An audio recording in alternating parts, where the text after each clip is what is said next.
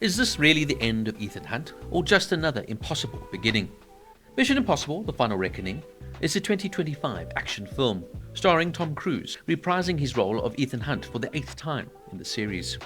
The very first Mission Impossible kicked off in 1996 with Brian De Palma's suspenseful, clever caper instantly redefining the spy genre. Over the decades, Ethan Hunt's missions ranged from deadly viruses and disbanded agencies to rogue agents and apocalyptic threats. It all leads now into this 8th installment, a direct sequel to Dead Reckoning Part 1 in 2023, and according to Tom Cruise, possibly his final portrayal as the famed Ethan Hunt. Directed by frequent Tom Cruise collaborator Christopher McQuarrie and co-written with Eric Jendrenson and co-produced by McQuarrie and Cruise, the film would be released on May 23, 2025. And at a hefty 170 minutes, over 2.5 hours, it is also one of the most expensive films ever made, with a budget between $300 and $400 million.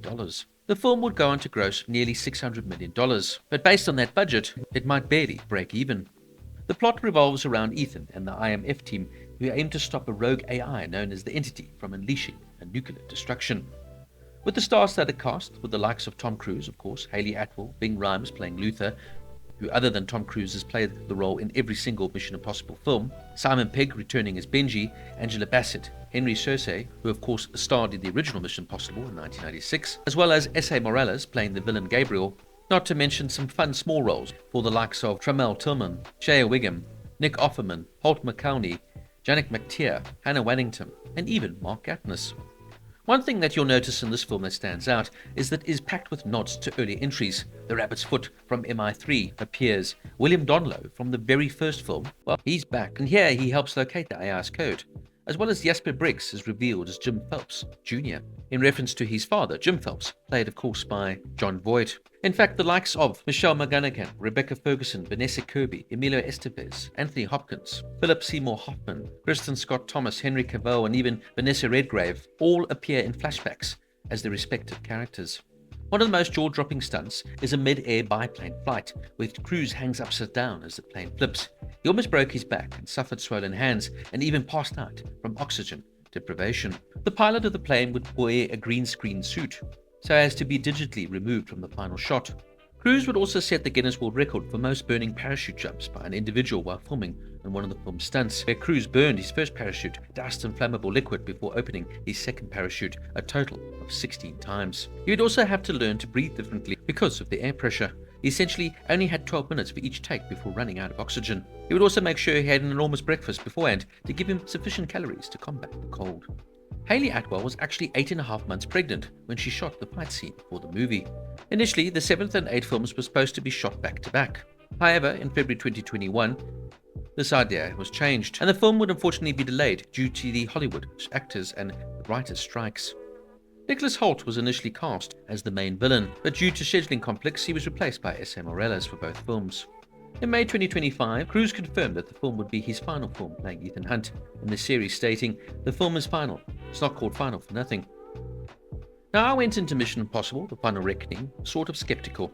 I used to be a massive Tom Cruise fan, and the original 1996 film was absolutely groundbreaking, and I absolutely loved it and saw it multiple times.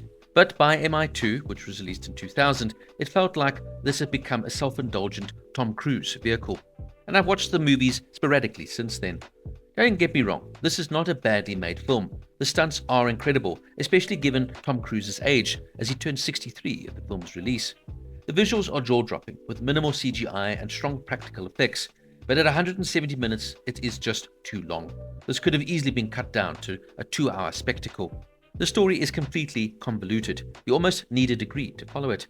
It occasionally touches on real-world themes, but it drifts all over the map. The stakes never truly feel like life or death. I mean, after Luther gets sacrificed early on, you just know the team will prevail. The bad guys get theirs. The world is saved. End of story. It's basically a glorified stunt reel.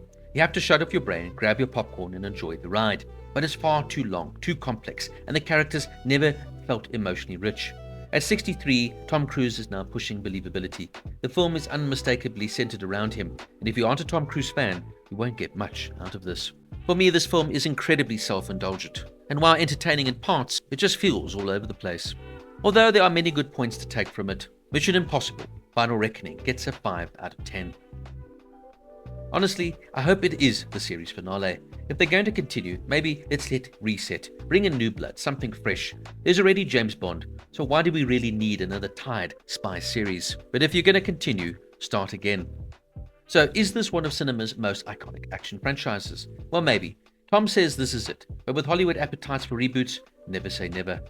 If you're a fan of big stunts and spectacle, it might just deliver what you expect. But if you're looking for sharp storytelling or emotional depth, this definitely isn't it. Thanks for watching, and please don't forget to like and subscribe for more breakdowns, trivia, and honest takes.